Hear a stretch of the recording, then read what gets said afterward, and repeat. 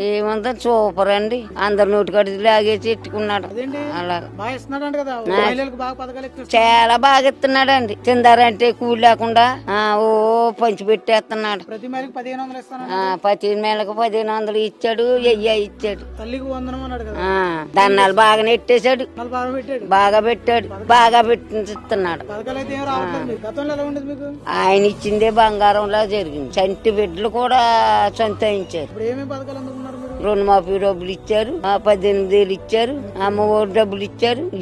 ఇంకేమన్నా అన్ని లాగేసుకున్నాడు. ఇచ్చింది ఈ రోజు మనం చూస్తా ఉంటే ఇది ఏ విధంగా అభివర్ణించి నాకైతే అర్థం కావడం లేదు. ఒక్కొక్కసారి